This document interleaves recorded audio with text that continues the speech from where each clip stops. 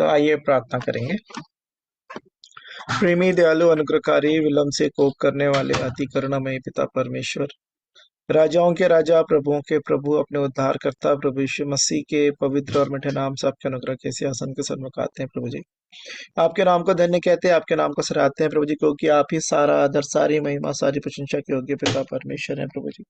आपको छोड़ और कोई दूसरा ईश्वर है ही नहीं प्रभु जी। आप ही सर्वज्ञानी, सर्वव्यापी, सर्वशक्तिमान पिता परमेश्वर है प्रभु जी। स्वर्ग आपका सिंहासन है, पृथ्वी आपके चरणों की चौकी है प्रभु जी।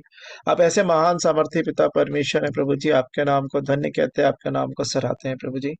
हम राजाओं के राजा, प्रभुओं के प्रभु, अपने उद्धार करता प्रभु यीशु मसीह के पवित्र और मीठे नाम से आपके अनुग्रह के सिंहासन के सन्मुख आते हैं, क्योंकि उस नाम के बिना हम आप तक नहीं पहुंच सकते प्रभु जी। वही नाम है प्रभु जी, प्रभु यीशु मसीह ही है, जो प्रभु जी अ, पिता के तुल्य होने पर भी प्रभु जी उसको अपने वश में रखने की वस्तु नहीं समझा। अपने आप को दीन किया, नम्र किया प्रभु जी, शून्य किया प्रभु जी, दास का स्वरूप धारण किए, मनुष्य के रूप में आ गए प्रभु जी। और आपने यहाँ तक आज्ञाकारी रहे कि मृत्यु, हाँ, क्रूस की मृत्यु भी सह लिया प्रभु जी। इस कारण आपका नाम सब नामों में सबसे ऊंचा नाम है प्रभु जी, सर्वश्रेष्ठ नाम है प्रभु जी, जिस नाम के आगे हर एक घुटना टिकेगा, हर एक जीभ अंगीकार करेगी कि यीशु मसीह ही प्रभु है। उसी नाम के द्वारा प्रभु जी आपके अनुग्रह के सिंहासन के सन्मुख आते हैं प्रभु जी। आपके नाम को धन्य कहते हैं, आपके नाम को सराहते हैं प्रभु जी। हाँ प्रभु जी, आपने ये अवसर दिया प्रभु जी कि आपके चरणों में हम बैठ सकते हैं प्रभु जी कुछ देर, मरियम के समान, जो कि आपकी आवश्यक बातें हैं प्रभु जी, जो उत्तम बातें हैं, जो हमसे कभी छीनी नहीं जाएगी, उनको हम प्राप्त कर सकते हैं। आपका धन्यवाद, धन्यवाद, धन्यवाद, धन्यवाद, धन्यवाद देते हैं प्रभु जी। आज की इस संगति को आपके हाथ में समर्पित करते हैं, हम जो प्रिय जुड़े हैं प्रभु जी, आप में प्रभु जी आपके वचनों को सुनने पाए प्रभु जी। आप हमसे कहना चाहते हैं प्रभु जी कि हम जो सभी प्रभु जी उस आत्मिक जीवन के उस सक्रिय मार्ग में प्रभु जी, हाँ प्रभु जी, सकेत फाटक से प्रवेश करके सक्रिय मार्ग में चलना चाहते हैं। मेरी और हर एक प्रियो की आप सहायता मदद करें, होने दे आप ही का वचन ही हमारे पाँव के लिए दीपक और मार्ग के लिए उजाला बनने पाए। हर एक रोकने वाली वस्तु, उलझाने वाले पाप को दूर करके प्रभु जी अपने विश्वास के कर्ता और सिद्ध करने वाले प्रभु यीशु मसीह की ओर ही हम ताकते रहे प्रभु जी, जिन्होंने लज्जा की कुछ भी चिंता ना करके प्रभु जी, हाँ प्रभु जी, उस क्रूस के दुख को सह लिया प्रभु जी, क्योंकि उनकी दृष्टि उस इनाम पर लगी थी जो उसे पाने वाले थे प्रभु जी। हाँ प्रभु जी, आपने प्रकाशित वाक्य में कई बार इस बात को दोहराया कि जो जय पाए उसे आप प्रभु जी इनाम देंगे प्रभु जी। हाँ प्रभु जी, हम अपने जीवन में जैवन जीवन जीने में आप हम सबकी सहायता मदद करें, क्योंकि आपने हमें जैवन से बढ़कर बनाया है। ये हम अपनी ताकत, अपनी खूबी, कोई अपने बुद्धि ज्ञान समझ के द्वारा नहीं, लेकिन सिर्फ आप पे भरोसा रख के प्रभु जी, आप में समर्पित होके प्रभु जी, अपनी सारी चिंताओं को, अपनी सारी ज्ञान बुद्धि समझ को, अपने सारे घमंड को, हर एक जो चीजें हैं प्रभु जी से हम अपना समझते हैं, हम इस जग को जानने पाए कि सब आपका है प्रभु जी, आप ही के द्वारा दिया गया है। यहाँ तक कि हमारे सांसें भी जो प्रतिदिन हम जो लेते हैं, प्रति क्षण जो लेते हैं प्रभु जी, वो भी आप ही ने दी है प्रभु जी, आश्चर्य कर्म से कुछ कम नहीं है प्रभु जी। हाँ प्रभु जी, हम मिटने गए आपकी महाकरुणा का ही फल है, क्योंकि आपकी दया हमारे जीवन में अमर है, प्रति भोर आपकी करुणा हमारे जीवन में नहीं होती जाती है प्रभु जी, जिसके द्वारा हम नया दिन देखने पाते हैं। आपका धन्यवाद, धन्यवाद, धन्यवाद, धन्यवाद, धन्यवाद देते हैं प्रभु जी। और ये सब सिर्फ इसलिए है कि हमें से कोई भी जन नाश ना हो, परंतु हर एक जन को मन फिराव का अवसर मिले प्रभु जी। हाँ प्रभु जी, आप चाहते हैं कि हमारे मन फिरने पाए प्रभु जी, क्योंकि रोमियो 12:1 और 2 यही कहता है कि ए प्रियो, यही बात है कि तुम अपने शरीरों को जीवित, पवित्र और परमेश्वर को भावता हुआ बलिदान करके चढ़ाओ, यही तुम्हारी आत्मिक सेवा है। हाँ प्रभु जी, आप चाहते हैं कि हम इस संसार के सदस्य ना बने, हाँ, लेकिन हमारे मन के बदल जाने से प्रभु जी हमारा चाल चलन बदलता जाए। हाँ प्रभु जी, हम कहते थे हमने मन फिराया, लेकिन हमारे काम, मेरे काम ऐसे मन फिराव के योग्य फल नजर नहीं आते हैं प्रभु जी। क्षमा करें, अनुग्रह करें प्रभु जी, दया करें, सहायता करें प्रभु जी, कि वो जो फल जो दिखने चाहिए, कि मेरा मन उन बातों से फिर गया, धन संपत्ति की बातों से प्रभु जी, पराई स्त्री की बातों से प्रभु जी, या फिर घमंड की बातों से प्रभु जी, झूठ बोलने की बात से, लालच से, डाह से, ईर्ष्या से, जलन से प्रभु जी, हाँ प्रभु जी, क्रोध से, हाँ प्रभु जी, मन पूर्ण तौर पे फिरने पाए आपकी और आपके उस सिधाई के मार्ग में प्रभु जी, चलते जाने में प्रभु जी, उस ऊंचे मार्ग में प्रभु जी, जैसे ऊपरी बुलाहट, जैसे पौलुस कहते हैं प्रभु जी, ऊंचाई की बुलाहट है प्रभु जी, पहाड़ का जो जीवन है वैसा मेरा जीवन होने पाए, ऐसी दया और अनुग्रह चाहता हूँ प्रभु जी। आज की इस पूरी संगति को आपके हाथ में समर्पित करता हूँ, जितने प्रिय जुड़ गए उनके लिए धन्यवाद देता हूँ प्रभु जी,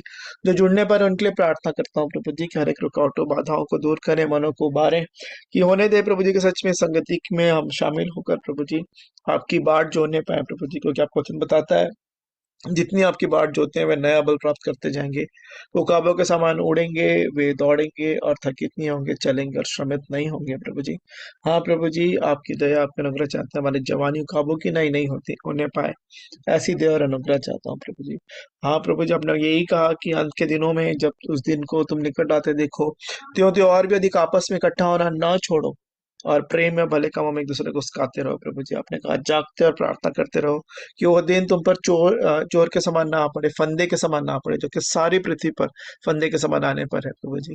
जैसा आपने बताया कि ऐसे नूह के दिन थे, वैसे ही अंत के दिन भी होंगे, कि लोग खाने पीने में, पेड़ लगाने में, शादी ब्याह करने में मस्त रहेंगे, लेकिन तुम्हारा ध्यान उस जहाज बनाने में और जो परमेश्वर ने जो आज्ञाएं दी हैं उसे पूरा करके आपकी उस तैयारी में पाए जाने में मेरी और हर एक प्रियो की सहायता मदद करें।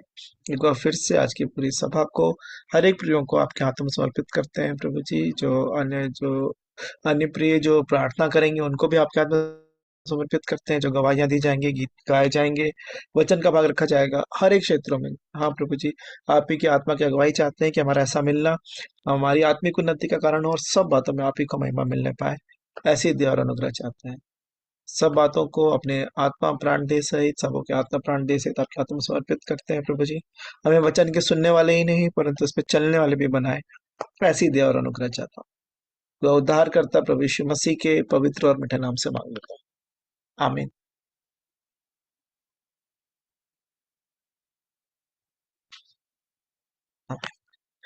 सो अभी समय होगा मेरे प्रिय, यदि आप कोई प्रार्थना करना चाहते हैं, अच्छा होगा कि यदि प्रार्थना करें, चाहे छोटी हो चाहे बड़ी, सही बात नहीं। यदि आप प्रार्थना करना चाहते हैं तो आप प्रार्थना कर सकते हैं।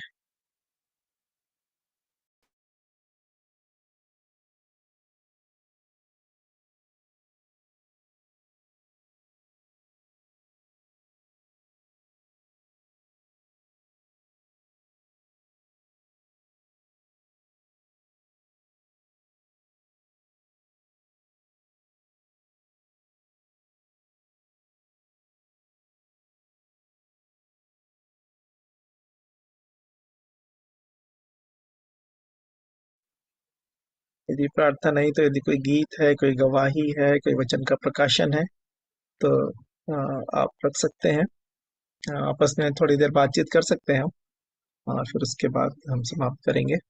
सो यदि आप में से कोई कुछ कहना चाहते हैं, किसी वचन के भाग को पढ़ना चाहते हैं, कोई गवाही है, कोई प्रश्न है, हम बात कर सकते हैं।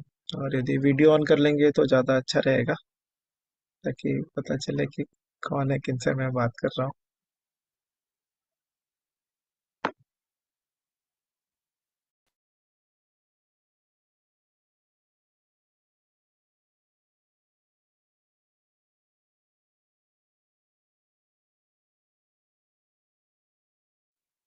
Samsung JS-A52।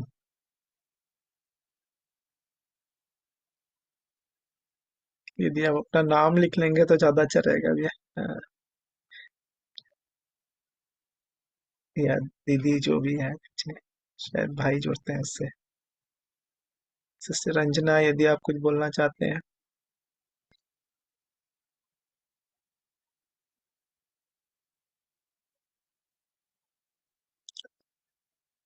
कि जब हम ऐसे संगति में जुड़ते हैं, तो फिर जगह लिखा है कुरिन्थियों में कि चाहे भजन स्तुति गान हो, वचन की भाग हो, वैश्वानी हो, ऐसे करके बहुत सारी बातें पौलुस बताते हैं। तो हम उनको रख सकते हैं ताकि सब बातें आत्मिक उन्नति के लिए हो। ऐसा है तो ये आप जो भी आप बोलेंगे, सो ये मेरी और बाकी सुनने वालों के लिए आत्मिक उन्नति का कारण हो सकती हैं वो बातें। तो जरूर से हम अपनी बात रखें।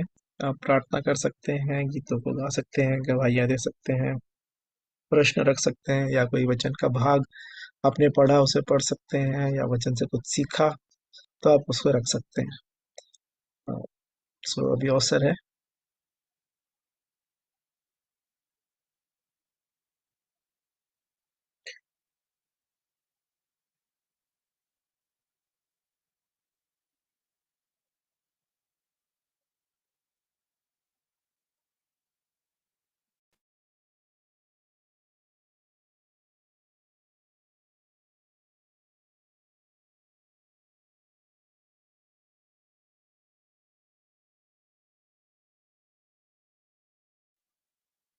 तो मैं ही प्रभु की महिमा के लिए कुछ गीतों को गाना चाहूंगा। जब तक आप लोग तैयार होंगे, यदि आप अपना वीडियो ऑन करेंगे तो इससे मैं समझ जाऊंगा कि आप कुछ बोलना चाहते हैं। तब तक मैं कुछ गीतों को जो प्रभु मुझे सिखा रहे हैं, याद दिला रहे हैं, उनको मैं गाऊंगा। हाँ। तेरे मार खाने से यीशु मैंने शिफा पाई है। तेरे खून बहाने से मिली मुझको रिहाई है। तेरे मार खाने से यीशु मैंने शिफा पाई है। तेरे खून बहाने से मिली मुझको रिहाई है। कोई चारागर तुझ सा नहीं, कोई रहबर तुझ सा नहीं, कोई चारागर तुझ सा नहीं, कोई रहबर तुझ सा नहीं। तूने अपनी जान देकर मेरी जिंदगी बचाई है। तूने अपनी जान देकर मेरी जिंदगी बचाई है। तेरे मार खाने से यीशु मैंने शिफा पाई है। तेरे खून बहाने से मिली मुझको रिहाई है। मैं तो हर दम यीशु जी तेरी हम दो सना गाऊं। मैं तो हर दम यीशु जी तेरी हम दो सना गाऊं। मैंने अपनी सांसों में तेरी खुशबू बसाई है। मैंने अपनी सांसों में तेरी खुशबू बसाई है। ये एक प्रोफेटिक डिक्लेरेशन है, ऐसा होने पाए कि सच में मेरे सांसों से भी मसीह यीशु की खुशबू लोगों तक पहुंचने पाए। हाँ। तेरे मार खाने से यीशु मैंने शिफा पाई है। तेरे खून बहाने से मिली मुझको रिहाई है। तूने वादा पूरा कर दिया है। तूने पाखरू से भर दिया है। तूने वादा पूरा कर दिया है। तूने पाखरू से भर दिया है। तूने मेरे कदमों को आसमानी राह दिखाई है। आसमानी मतलब आकाश नहीं, आसमानी उर्दू में स्वर्ग को कहते हैं। तूने मेरे कदमों को आसमानी राह दिखाई है। तेरे मार खाने से यीशु मैंने शिफा पाई है। तेरे खून बहाने से मिली मुझको रिहाई है। चलिए, सच में पिछले दिनों हमने अभी गुड फ्राइडे ईस्टर लोग मनाए, इसी बात को स्मरण करते हुए कि प्रभु यीशु मसीह के उस क्रूस के बलिदान के द्वारा हमको शिफा मिली। शिफा सिर्फ शारीरिक चंगाई से बढ़कर आत्मिक जो हम मरे हुए थे मुर्दों में से जिलाया, उस पुनरुत्थान के सामर्थ्य के द्वारा मैं परमेश्वर पिता का प्रभु यीशु मसीह में मैं धन्यवाद देता हूँ। और भाई का धन्यवाद। तीरथ भी है ना? तीरथ, क्या आपका माइक बंद है क्या? जी, स्वागत है आपका। थैंक यू माइक ऑन करने के लिए। दीदी का भी स्वागत है। जी जी। शालोम, नमस्कार प्रभु यीशु मसीह के मधुर मीठे नाम में। बहुत अच्छा लगा आप लोग को देखने के बाद। आप लोग का समय है, आप जो बोलना चाहते हैं अब।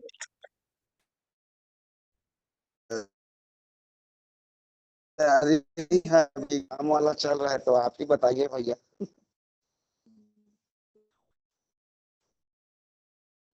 हेलो।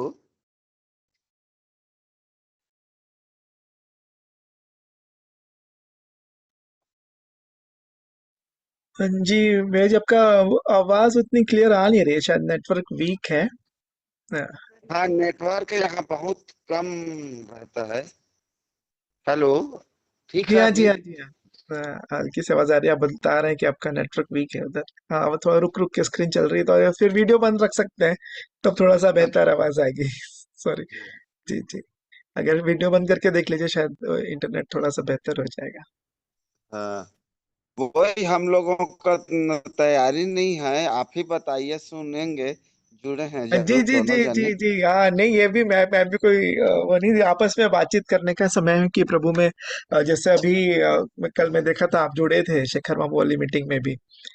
हाँ हाँ। तो आप जो बातें सीख रहे हैं, उनमें से यदि कोई बात याद है, कुछ आपने पकड़ा है, तो उसको रख सकते हैं, हमारे लिए वो फायदेमंद होगा। और वैसे भी कोई ऐसे, ये जो मीटिंग है, मैं जैसे सोचता हूँ, इसका उद्देश्य ये नहीं था कि कोई एक प्रचारक आएंगे और सबको वो बोलते नहीं, ऐसे मीटिंग जो होती है टिपिकल, एक प्रार्थना से हाँ शुरुआत होगी, फिर एक रीति विधि जैसे चलता है, एक के बाद एक, फिर एक हाँ। वचन रखेंगे, फिर सब लोग चले जाएंगे।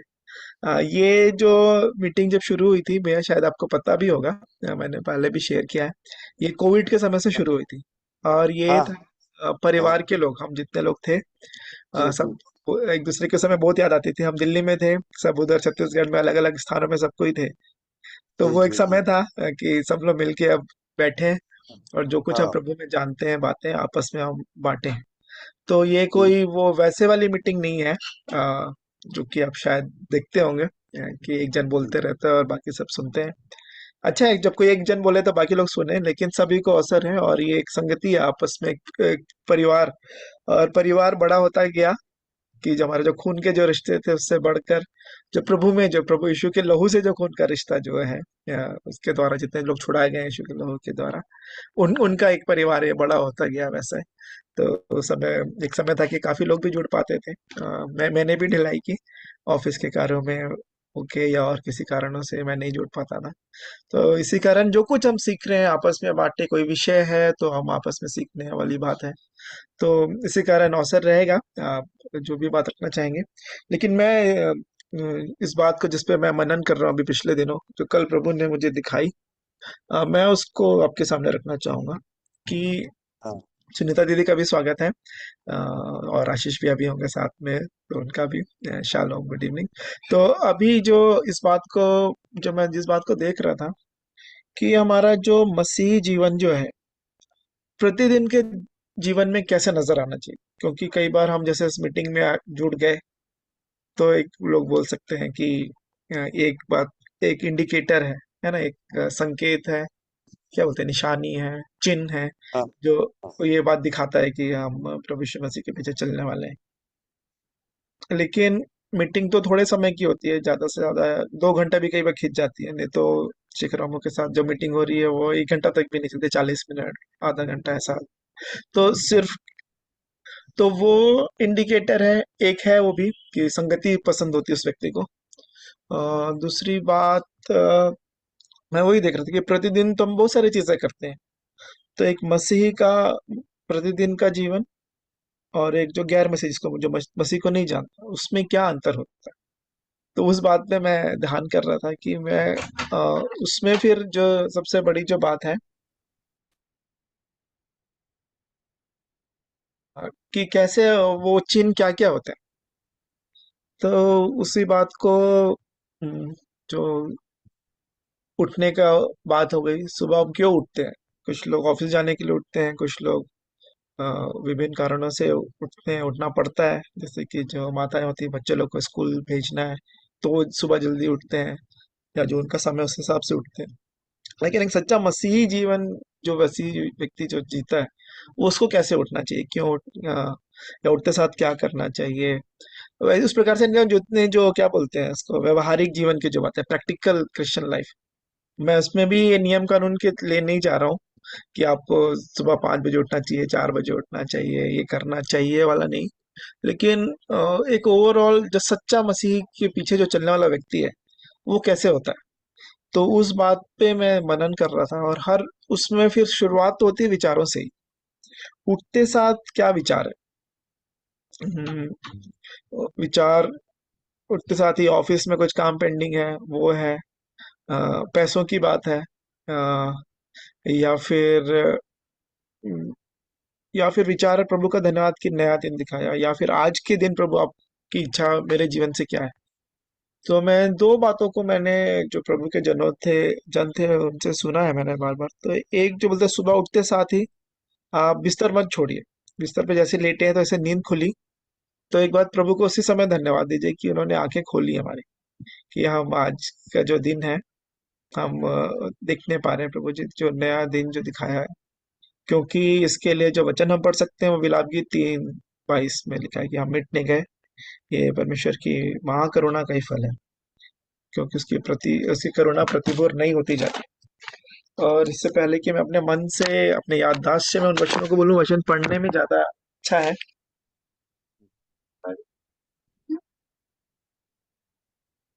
तो यदि आप में से कोई पढ़ देंगे, किसी के पास बाइबल है, तो विलाप गीत 3 अध्याय 21-22।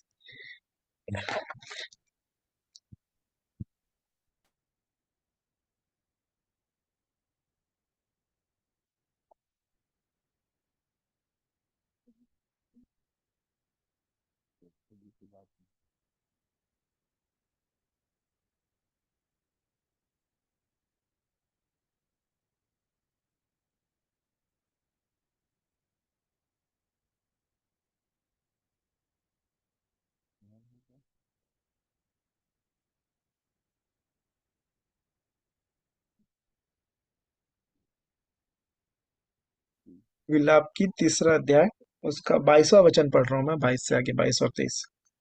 हम मिट नहीं गए, या यहोवा की महाकरुणा का फल है, क्योंकि उसकी दया अमर है, प्रति भोर व नई होती रहती है, तेरी सच्चाई महान है।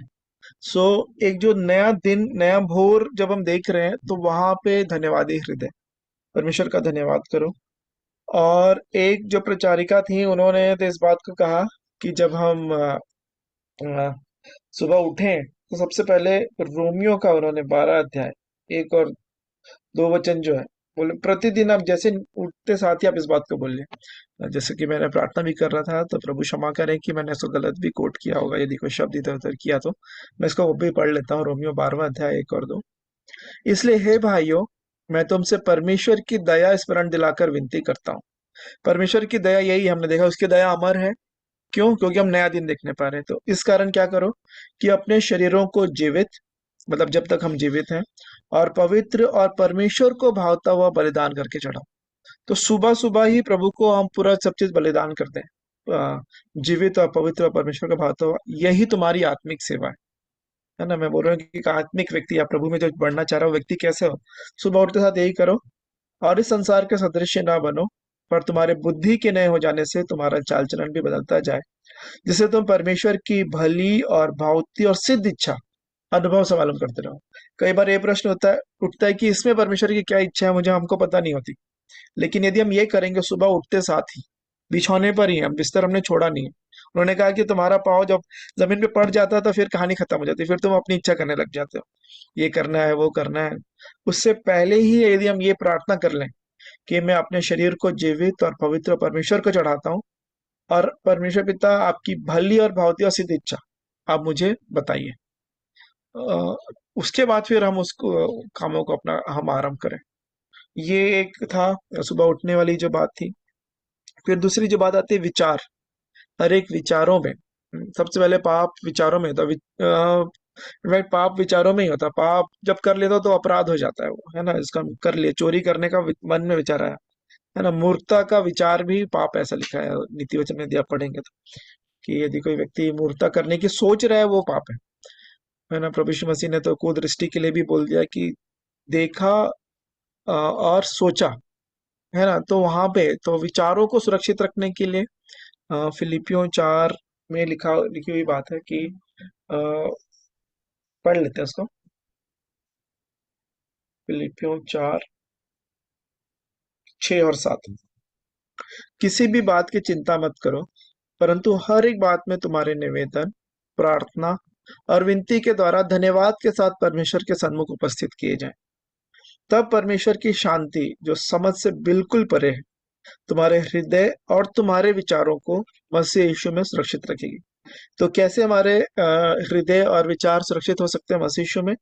जब परमेश्वर की शांति हमको प्राप्त होगी, और वो होगी प्रार्थना के द्वारा, है ना। कि चिंता नहीं करके निवेदन, तुम्हारे निवेदन, प्रार्थना और विनती के द्वारा धन्यवाद के साथ परमेश्वर के सन्मुख उपस्थित किए जाएं। तब परमेश्वर की शांति, जो समझ से बिल्कुल परे है, हमारे हृदय में, यदि जहाँ पे हम अशांत होते हैं, अधीर होते हैं और चिंतित हो जाते हैं, वहीं पे फिर अ, हमारे हृदय और हमारे विचार गड़बड़ाने की अ, संभावना हो जाती है। सो इस बात को प्रभु ने मुझे सिखा रहे थे कि हर एक बातों में, कोई भी बात में जब परिस्थितियां आती हैं, हालांकि एक और वचन है जो कि नीति वचन में लिखा हुआ है 3 अध्याय 5 में, कि अच्छा है पढ़ना है, कि जितना बार पढ़े हैं वचन को सही सही, वो अच्छा है। नहीं तो कई बार लगता है कि याद है लेकिन गलत गलत बोल देते हैं, और शब्दों को इधर उधर करने की उसमें दंड है। परमेश्वर के वचन में लिखा है कि इसमें कुछ ना बढ़ाना, ना कुछ घटाना। नीति वचन 3 का 5, तू अपनी समझ का सहारा ना लेना, वरन संपूर्ण मन से यहोवा पर भरोसा रखना, उसी को स्मरण करके सब काम करना, तब वह तेरे लिए सीधा मार्ग निकालेगा। जब कोई मार्ग समझ में नहीं आए, प्रार्थना सहित प्रभु के सामने समर्पित होंगे तो मार्ग निकलेगा। और जो बात है, जो कि इंडिकेटर है, एक संकेत है कि हमारा जीवन प्रभु की बातों में लग रहा है कि नहीं, वो है वचन पढ़ने में मन लगता है कि नहीं। वचन पढ़ना है, एक नियम कानून के तौर पे भी पढ़ सकते हैं, अपने विवेक को ही शुद्ध करने के लिए पढ़ सकते हैं कि हाँ मैंने पढ़ा है। कई बार बाइबल रीडिंग प्लान आता है, उसको पूरा करने के लिए पढ़ लेते हैं कई बार। मैं एक प्रभु के जन को ही वचन सुन रहा था, वो बोल रहे थे जैसे जब उन्हें प्रभु के साथ उनका जब एनकाउंटर हुआ, या प्रभु को जब जाना, तब से उनको जो वचन के लिए इतनी भूख और प्यास होगी। अभी भी उतनी बातें समझ में नहीं आ रही है, लेकिन फिर भी क्या है वो, उसको जानना, प्रभु को जानना, प्रभु के प्रेम को जानने के लिए, प्रभु के स्वभाव को जानने के लिए पढ़ना। और तो मैं और आप कैसे पढ़ रहे हो, कि एक जगह लिखा है तू कैसे पढ़ता है, प्रश्न पूछा है, पूछा गया, प्रभु यीशु मसीह ने ही पूछा था कि तुम इन बातों को कैसे पढ़ते हो। तो हम कैसे पढ़ते हैं, किस लिए पढ़ते हैं? किसी को बताने के लिए कि पढ़ लिया, या अपने विवेक को शुद्ध करने के लिए, अपना कि मैंने तो आज पढ़ाई, आज बाइबल पढ़ लिया, इतना पढ़ लिया, या फिर सच में परमेश्वर से बातचीत करने के लिए कि तेरा वचन ही मेरे पाँव के लिए दीपक और मार्ग के लिए उजाला होने पाए। वचन से 119 का 105 के अनुसार ही हम क्या किस लिए पढ़ रहे हैं? और उन्होंने कहा यदि आप नहीं पढ़ते हैं बाइबल, बाइबल पढ़ने की इच्छा नहीं होती है, बाइबल पढ़ने के समय बहुत नींद आती है, बहुत सारे काम आते हैं, आंखों में आंसू आ जाते हैं। आंसू मतलब वो नहीं कि वचन पढ़ के आपके अंदर मन फिराव हो रहा है, पश्चाताप कर रहे हैं, वो नहीं, वो तो अच्छी बात है। लेकिन कई बार लोग को आंखों में आंख साथ नहीं देता है वचन पढ़ने के लिए, कि आंसू आने लगते हैं, और ये वो लोग, बहुत सारे लोग मैंने सुना है बहुत पहले, बहाना, मैं बहाने नहीं बोलूंगा, ये बताते थे कि उनके साथ ऐसा होता था। तो सिर्फ वचन पढ़ने के लिए क्या ऐसी बात है? और दूसरी बात है प्रार्थना, प्रार्थना का जीवन। प्रार्थना में यहाँ पे आके मीटिंग में तो बहुत लंबा लंबा प्रार्थना कर लेता हूँ। प्रभु ने बोला कि लोगों को दिखाने के लिए करोगे तो कुछ भी फल नहीं मिलेगा, है ना। एकांत में, गुप्त में कैसे कितने कैसे प्रार्थना करनी। और हमारे जो उदाहरण है, जिनके पीछे, जिनके पद चिन्हों पे हमको चलना है, प्रभु यीशु मसीह, उनके लिए लिखा है कि वो चेलों को दूर मतलब जाने बोलते थे, एकांत उनको चाहिए होता था कि मुझे पिता से बातचीत करनी है। वचन में लिखा है रात भर प्रार्थना करते थे, भोर को दिन निकलने से बहुत पहले प्रार्थना करते थे। तो प्रार्थना, हर समय हर प्रकार से आत्मा में प्रार्थना करते रहो, पौलुस बताते हैं। तो प्रार्थना में कैसा जीवन है? प्रार्थना मतलब कोई रीति विधि नहीं है वो। दानियल के बारे में लिखा, दिन में 3 बार वो प्रार्थना करते अपनी रीति के अनुसार। उनको जो था नियम, जो भी उनको पता था, वो करते थे। और अच्छी बात है कि अगर हम शुरुआत कर रहे हैं नियम के अनुसार, हम प्रार्थना करें। प्रार्थना का जीवन उससे बढ़ते जाना चाहिए, है ना। और भी यदि हम बोल रहे हैं रीति विधि का पालन नहीं कर रहे हैं, तो फिर तो और ज्यादा बढ़ना चाहिए, उससे कम नहीं होना चाहिए। तो प्रार्थना का जीवन लिखा है, प्रभु यीशु मसीह, इंग्लिश में एक वर्ड है स्लिप अवे। मतलब जैसे अभी आप, हम जितने लोग जो यंगस्टर्स हैं, या इंडिया में बहुत ज्यादा क्रिकेट का बहुत क्रेज है, अभी आईपीएल का मैच चल रहा है। तो क्या होता है, कुछ ना कुछ काम करते करते भी बोले कि यार पता तो करें स्कोर क्या हुआ, या थोड़ा सा मैच देख लें, है ना। एक वो होता है कि किसी चीज में आपका इंटरेस्ट है, बहुत चाव से जिस चीज को आप देखते हैं, वो चीजें पसंद है, तो आप उसके लिए जैसे आपको मौका मिलेगा, आप उस काम को करने लग जाते हैं।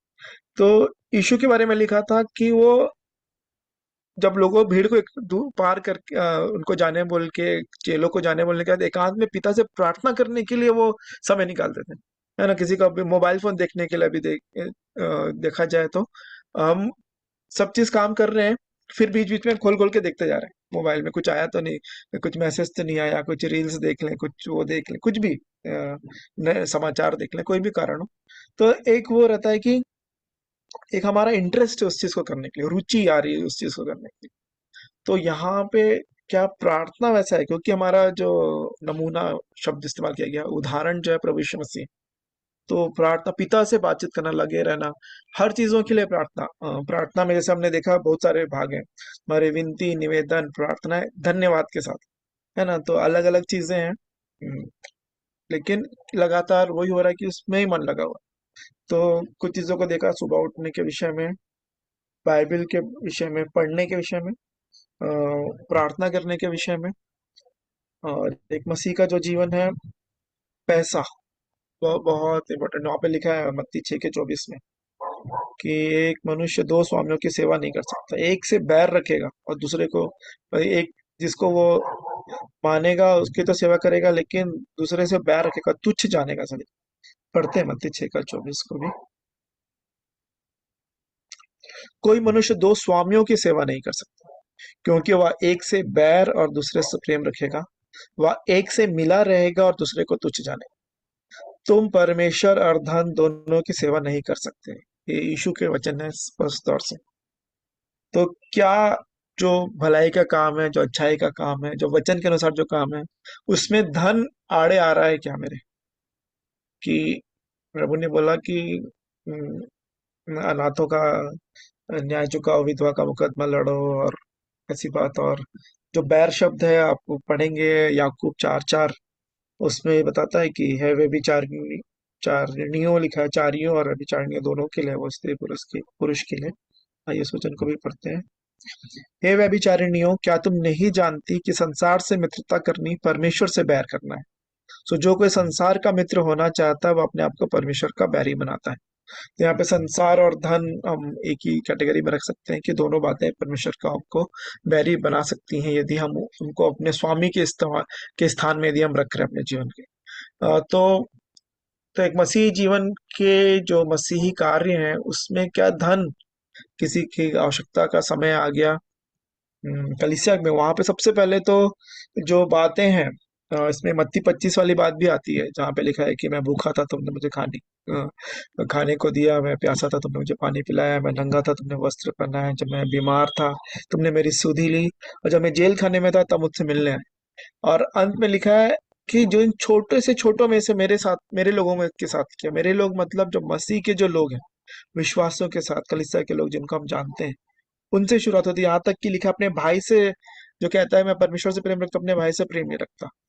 तो भाई, वहां पे दो परिभाषाएं हो सकती है। भाई तो एक शारीरिक तौर पे भी जो भाई है, जो हमारे खून के रिश्ते में, और दूसरे हैं जो आत्मिक भाई हैं।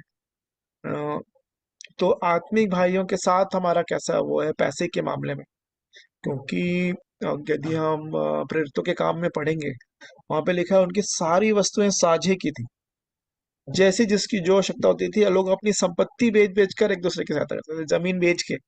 आज तो जमीन के कारण ही लड़ पड़े भाई लोग, भाई लोग, सो कॉल्ड भाई लोग बोलूंगा। मिशन और ये सब बातों में ये सारी बातें पाई जाती हैं आजकल कलीसियाओं में। जमीन खरीद लिया, लेकिन अब लड़ रहे हैं उसके लिए। सो ये, तो यहाँ पे वो बात है। ये बात प्रभु ने मुझे सिखाई।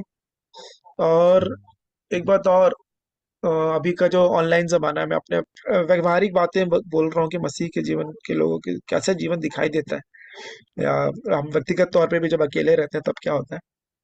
तो मेरी आदत थी कि ये ऑनलाइन में वचन लगा के मैं सुनता था बहुत सारे प्रचारक, अलग अलग विभिन्न जो लोग थे, जैसा भी मेरे में यूट्यूब में सजेशन आता था। तो मैं सुनता हूँ अभी भी। लेकिन एक समय मेरे जीवन में आया जब मैं प्रभु से थोड़ा दूर हुआ, मैं समझूंगा, या ठंडापन आया, गुनगुनापन आया मेरे जीवन में। जैसे ही वचन लगाता था ना, मुझे बहुत नींद आती थी, एकदम गहरी नींद। वचन शुरू हुआ नहीं, जैसे लेट के लगा लिया वचन, नींद आ जाती। और जब मैं प्रभु में बढ़ रहा था, मैं कहूंगा जब मेरा अच्छा जीवन ठीक ठाक था, अच्छा तो नहीं बोलूंगा, थोड़ा सा सही दिशा में जब जा रहा था मेरा जीवन, तब जब मैं वचन सुनता था तो मेरी नींद उड़ जाती थी। अरे ये क्या बोल रहे हैं, वचन की बात मुझे सुनना है, इसको जानना है, किस विषय में वो बात कर रहे हैं, तो मेरी आवश्यकता है। उस प्रकार से नींद उड़ने वाली बात थी कि वचन सुनने से, जो वचन आ रहा था मैं उसका आदर के साथ सुनना और उसको ग्रहण करना, वो बात थी। और एक समय ऐसा आया, वचन चल रहा है, मस्त नींद आने के लिए, शैतान भी ना भारी नींद में डाल देता, वचन सुनने नहीं देता वो। कि हम किसी भी रीति से तो थक गए हो आज, और ये काम कर दिया, वो कर दिया। तो ऐसा ऐसा करके मैं अपने जीवन को ऐसे जांचने लगा कि मैं ये जीवन के हर एक क्षेत्रों में, फिर तो एक जो बहुत ही महत्वपूर्ण बात है कि तुम अपने अंगों को धार्मिकता के हथियार होने के लिए परमेश्वर को सौंपो, लिखा है वो रोमियो में लिखा हुआ है, रोम 6वें अध्याय में।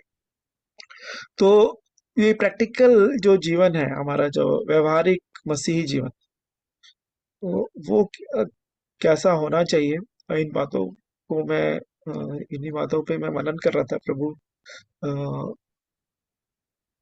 इन बातों को मुझे सिखा रहे थे, इसके लिए पढ़ेंगे हम रोमियो उसका 6वां अध्याय।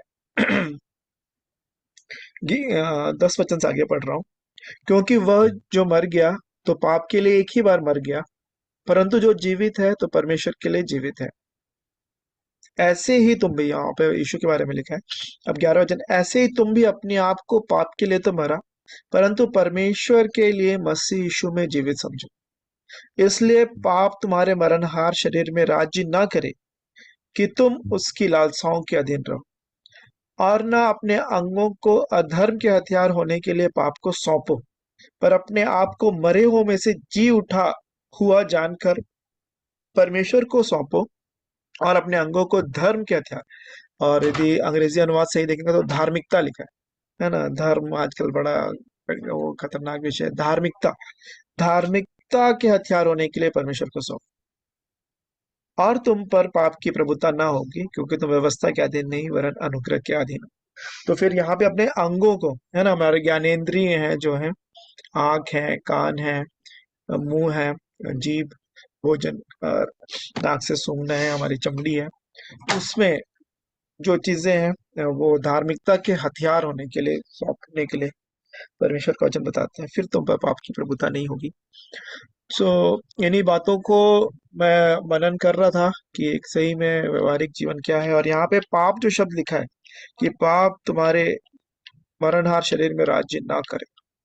राज्य करने का मतलब है, जब ऐसा नहीं है कि पाप नहीं होता है, धीरे धीरे हम उस स्तर में पहुंच रहे हैं जो कि तीसरा यूहन्ना में लिखा है। यूहन्ना की पत्रियों में लिखा है कि जो परमेश्वर से जन्मा है ना तो पाप करता है, और ना पाप कर ही नहीं सकता, ऐसा लिखा है उस व्यक्ति के बारे में। तो यही बात है कि क्या पाप मेरे जीवन में उतना गंभीरता का स्थान लेता है, उतना बड़ा स्थान कि एक, या फिर पाप को एक गलती के समान ही हम ले रहे हैं, है ना। ये जो बात बहुत ही मुझे, एक सच्चे मसीही की जो पहचान है ना, वो पाप के प्रति हमारा बर्ताव है। कि आपने यदि कुछ पाप किया, आपको पता चला, आपका उसकी प्रतिक्रिया क्या है, आपकी प्रतिक्रिया क्या है उस पाप के प्रति। आपने बोला अरे गलती हो गई, अरे छोटी सी गलती है, बड़ा पाप, छोटा पाप, जो भी आप उसको बोलिए। क्योंकि जितना हम प्रभु के नजदीकी में जानने जाते जाएंगे, हमारे पाप जो है ना और भी बड़े नजर आएंगे। उसकी जो ज्योति में जो है, हम हमारे पाप जो है सब नजर आते जाएंगे। तो यही बात है कि जब हमारे जीवन में कोई पाप होता है, हो जाता है। मैंने, है ना, लगातार और जानबूझकर करने वाला पाप, कि पाप कहते हैं सुन्न होकर, अ, सुन्न तो नहीं हो गए, तो उसको कोढ़ भी कहा गया है। कोढ़ में यही होता है कि व्यक्ति को सेंसेशन चले जाता है। तो पाप से क्या हम सुन तो नहीं है, हमको फर्क ही नहीं पड़ रहा है, या पाप हुआ तो अरे हाँ पाप हो तो गया, लेकिन क्या करें वाली जो स्थिति है। और या फिर जैसे ही पाप हुआ, इतना ज्यादा क्या बोलते हैं, मन फिराव, है ना, क्योंकि परमेश्वर भक्ति का शौक तुम्हारे अंदर ऐसा मन फिराव उत्पन्न करता है जिसका परिणाम तुम्हारा उद्धार है। तो पाप के प्रति, पाप हो जाने से मेरी प्रतिक्रिया क्या होती है, वो एक बहुत बड़ा इंडिकेटर है कि हम कितना मसीही जीवन में हम आगे बढ़ रहे हैं। पहले एक जन बोल रहे थे कि उदाहरण के तौर पे, यदि किसी ने किसी का मर्डर कर दिया, है ना, तो वो एक पाप है, और फिर उसके लिए वो पछताप कर रहे हैं, क्षमा मांग रहे हैं, और वो, और एक लिखा है, प्रभु यीशु मसीह ने बोला कि तुम सुन चुके हो कि हत्या ना करना। ये मैं तुमसे कहता हूँ, जो अपने भाई पर क्रोध करे वो हत्या के समान। तो जब आपने क्रोध हमारे अंदर आया, तब भी क्या उसी समय आपको वैसा ही आपने मन फिर आया या पश्चाताप किया कि सच में प्रभु जी मुझसे ये पाप बड़ा हो गया, बहुत बड़ा पाप, हर पाप बड़ा हो गया। उसको, हम उसकी गंभीरता को हम वैसे ही देखेंगे पाप, क्योंकि एक आज्ञा नहीं मानने से आदम और हवा उस अदन की वाटिका से निकाल दिए गए थे। तो फिर मेरे एक पाप से, और एक बोल रहा हूँ मैं, गिनती करेंगे तो गिनती बहुत ज्यादा होगी, मैं अपनी बात बता रहा हूँ। तो इन सारी बातें जो है एक संकेत देती हैं कि एक सच में एक विश्वासी का जीवन सही में, जो व्यक्ति जिसको कहता है कि इसने प्रभु यीशु मसीह को अपना उद्धारकर्ता ग्रहण किया है, वो उस सकेत फाटक से प्रवेश करके सकरे मार्ग में चल रहा है कि नहीं। वो ये यही इन्हीं बातों से वो बातें चिन्हित होती हैं, इंडिकेटर हैं जो इस बात को बताती हैं। तो यही बातों पे मैं ध्यान कर रहा था, प्रभु मुझे सिखा रहे थे कि क्या सच में मैं वैसे ही अपना जीवन जी रहा हूँ कि नहीं, क्या मैं सही मार्ग में हूँ कि नहीं। तो मैंने इन इन बातों पे अभी मैंने पिछले दिनों मन लगाया, इन बातों पे मैं मनन कर रहा था। सो मैं परमेश्वर पिता का धन्यवाद देता हूँ कि वो अ, इन बातों को उन्होंने मुझे सिखाया, और उस वचन को मैं पढ़ना चाह रहा हूँ जहाँ पे सकेत फाटक के बारे में लिखा है।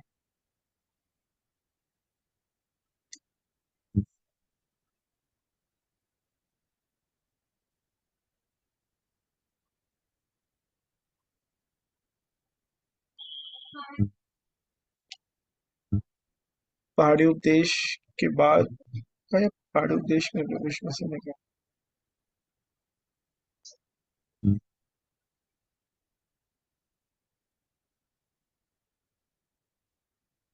सो जब तक मैं इस वचन को ढूंढ रहा हूँ, आप में से यदि कोई कुछ और कहना चाहते हैं तो अवसर है।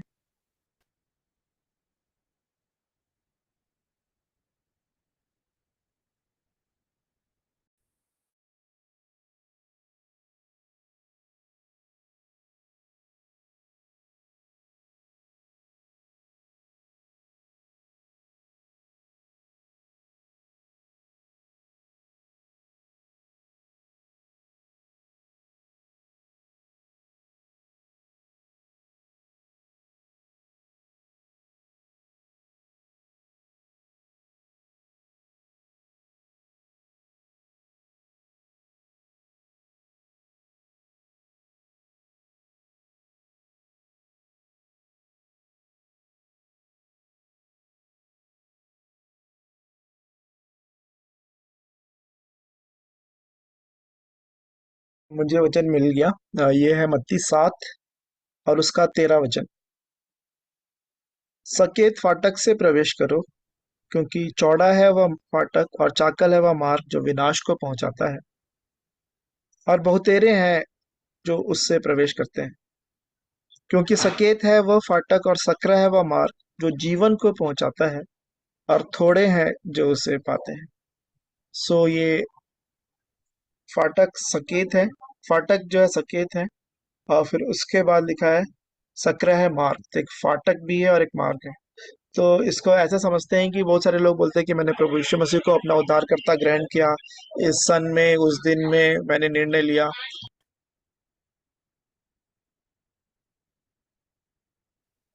इस दिन में उस घड़ी कितने साल पहले की बात बताते, इतने साल पहले मैंने ग्रहण किया।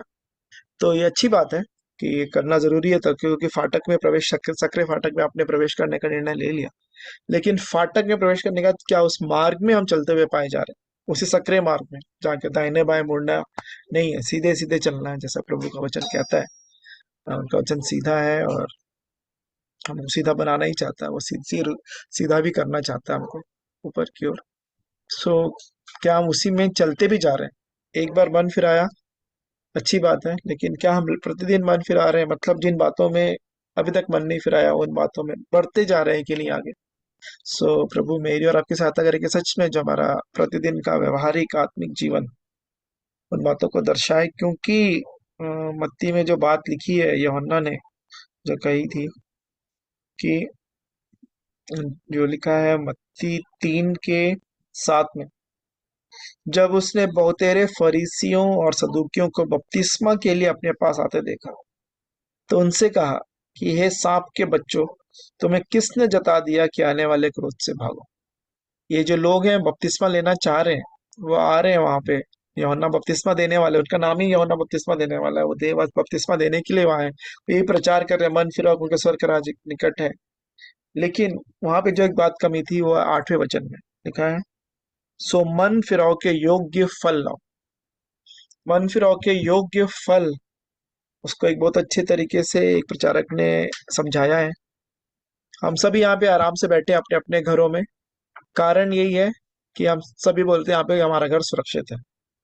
लेकिन वहीं पे यदि कोई कहे कि आपके घर में आग लग गई है, आप ऊपर देखें धुआं निकल रहा है, काला काला हो रहा है, काले धब्बे लग रहे हैं, तब फिर तो कुछ लोग बोलते हैं मन फिराओ का मतलब होता है मन बदल जाना, है ना, अपना सोचने का तरीका बदल जाना। लेकिन यदि उसका मतलब ये है कि अब आपको पता चल गया कि अब घर में आग लग गई है, तब क्या होगा?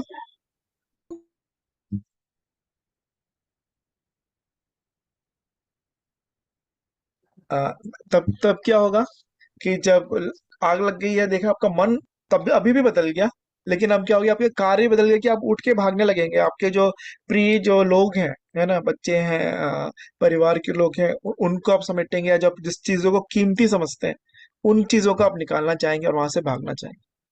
तो यही मन फिराव की परिभाषा। मन फिराव मतलब मन में फिलहाल यहाँ प्रभु जी आपको मैं ग्रहण करता हूँ, ये तो हो गया।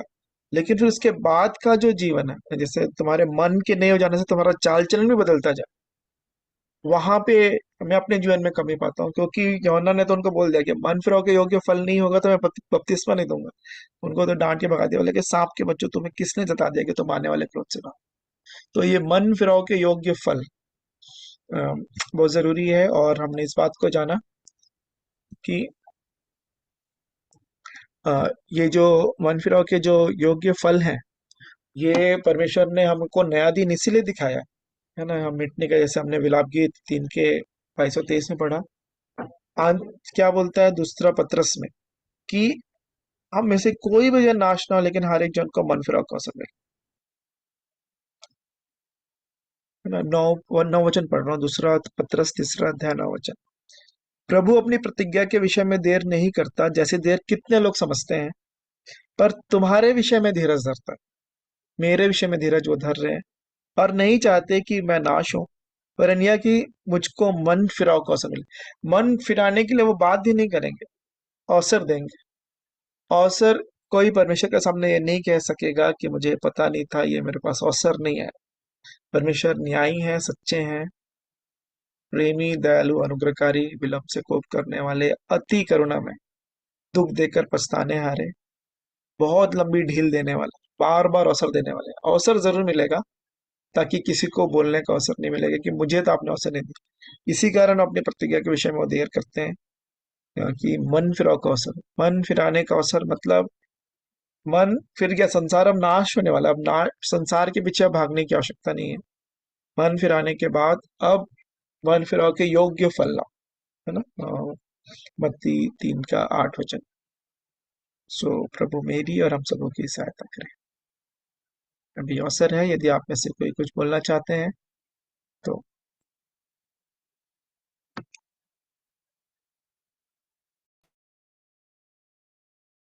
राजेश्वरी दीदी का भी स्वागत है। मधुसूदन भैया दिखे थे लेकिन फिर डिस्कनेक्ट हो गए। सो यदि आप में से कोई प्रार्थना करना चाहते हैं तो अवसर है। अंतिम प्रार्थना। हमने आज व्यवहारिक मसीही जीवन, प्रतिदिन के जीवन को जो प्रभु मुझे सिखा रहे थे मैंने आपके सामने रखा है। तो कोई प्रतिक्रिया है, कोई प्रश्न है, किसी बात से आप असहमत हैं या किसी बात को प्रभु ने आपको सिखाया तो आप अपनी बात रख सकते हैं।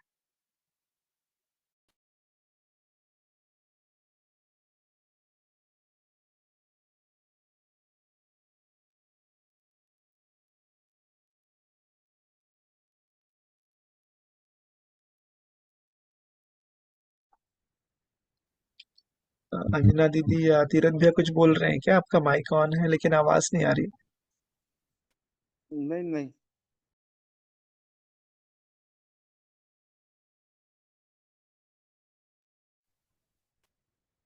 प्रार्थना कीजिए, आप ही कर दीजिए, बोल रहा था।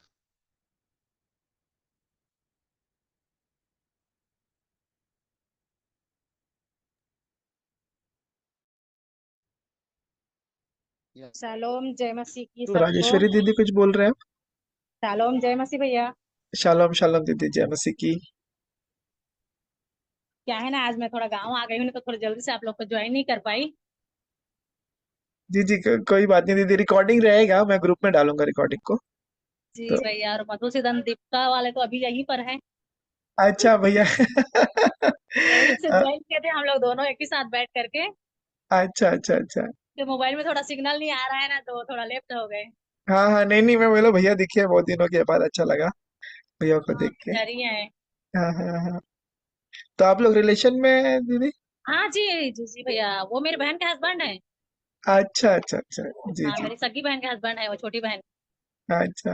ओ, हाँ। इसको चलो मोहम्मद भाई। शालोम शालोम भैया। अच्छा लगा आपको देख के। हालांकि आप वो उस मीटिंग में जुड़ते हैं, शेखर मामू वाली मीटिंग में ना, कल मैं काफी दिनों के बाद मैं जुड़ पाया था, तो देखा था मैंने आपको। जी जी। चलिए, अच्छी बात है। मैं कुछ छोटी सी दुआ करना चाहूंगी। जी जी हाँ दीदी, आप क्लोजिंग भी कर दीजिएगा, आज का है ना मीटिंग, इसके बाद एंड करेंगे। जी, थैंक यू। धन्यवाद धन्यवाद, अनुग्रहकारी दयालु प्रेमी पिता परमेश्वर, आपके प्रिय पुत्र प्रभु यीशु मसीह के नाम से आपके पवित्र चरणों के समीप आती हूँ प्रभु जी। प्रभु जी, धन्यवाद करती हूँ आपके लिए, आपके सुंदर समय के लिए जो कि आपने मेरे जीवन में दिया पिता, इसके लिए धन्यवाद करती हूँ पिता। आज आपने हमें यहाँ तक पहुँचाया पिता, सही सलामत लाया, इसके लिए धन्यवाद करती हूँ। हमारे हमारे पूरे परिवार को संभाल बचा के रखा है परमेश्वर पिता, इसके लिए धन्यवाद करती हूँ। और आपने मेरे पूरे परिवार का इकट्ठा किया है यहाँ, कुछ कुछ उत्सव है, उस उत्सव को भी परमेश्वर पिता आपके पवित्र हाथों में सौंपती हूँ। इसमें जो भी सम्मिलित हो, उन सबके जीवन में आशीष देना परमेश्वर पिता, ताकि आपके नाम की महिमा होने पाए परमेश्वर पिता, ऐसी दया चाहती हूँ कर कुछ दया करना पिता परमेश्वर, मेरे पूरे परिवार को धन्यवाद करती हूँ, और हर एक बातों के लिए आपकी ओर देखती हूँ पिता परमेश्वर। आज इस मीटिंग में नहीं जुड़ पाई, फिर थोड़ा सा लेट हो गया, धन्यवाद क्षमा प्रार्थी हूँ प्रभु जी। माफ करना प्रभु जी, थोड़ा व्यस्त हो गई थी, इसके लिए पिता परमेश्वर, और हर एक आदमी से मैं माफी मांगती हूँ कि मैं थोड़ा फैमिली के बीच में व्यस्त हो गई, और हर एक बातों के लिए मैं पिता परमेश्वर की ओर देखती हूँ पिता परमेश्वर, धन्यवाद करती हूँ, और उस सुंदर समय के लिए जो कि आपने मेरे जीवन में दिया पता है पिता परमेश्वर।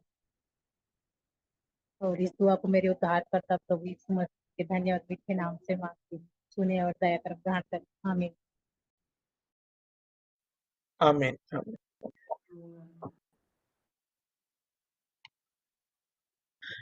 गुड।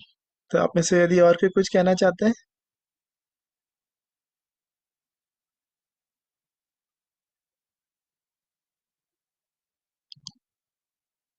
यदि नहीं तो फिर हम मीटिंग एंड करेंगे।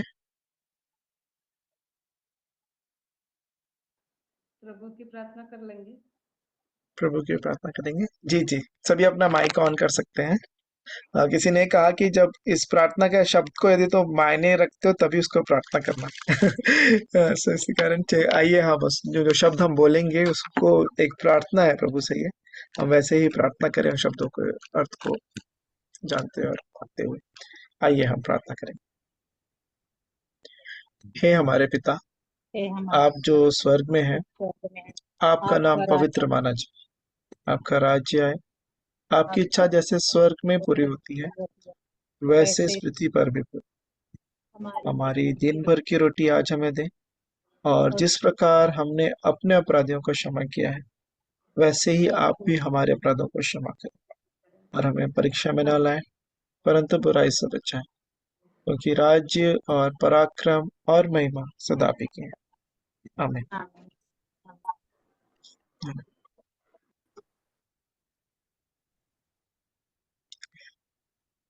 तो यदि और कोई कुछ नहीं कह रहे हैं तो हम लोग राजेश्वरी दीदी और भैया लोगों को पार्टी करने के लिए हम छोड़ देंगे। सो फ्री कर देते हैं उनको। और आप सभी का धन्यवाद जुड़ने के लिए। हम ऐसे ही प्रतिदिन हम जुड़ते हैं। मीटिंग 7 बजे मैं प्रारंभ करता हूँ मीटिंग का लिंक। आप सभी आमंत्रित हैं। कई बार मैं भी देर से ही जुड़ पाता हूँ, कभी ऑफिस से वापस मार्ग में होता हूँ या और किसी दूसरी व्यवस्थाओं में। प्रभु सहायता करे कि वो समय को निकालने पाऊँ और हम इस संगति में हम और जुड़ने पाए, क्योंकि मसीह जीवन की एक और पहचान भी है कि वो मसीह लोगों के साथ संगति करना वो पसंद करते हैं। वो हमेशा चाहते हैं कि प्रभु के लोगों की संगति में, वचनों में, प्रार्थनाओं में, गवाहियों में वो हमेशा पाए जाए। सो प्रभु का धन्यवाद। आप सभी का भी धन्यवाद। Good night. शालोम। चलो जय जय मसीह की। Night. Shalom. Shalom. Meeting and कर रहे हैं।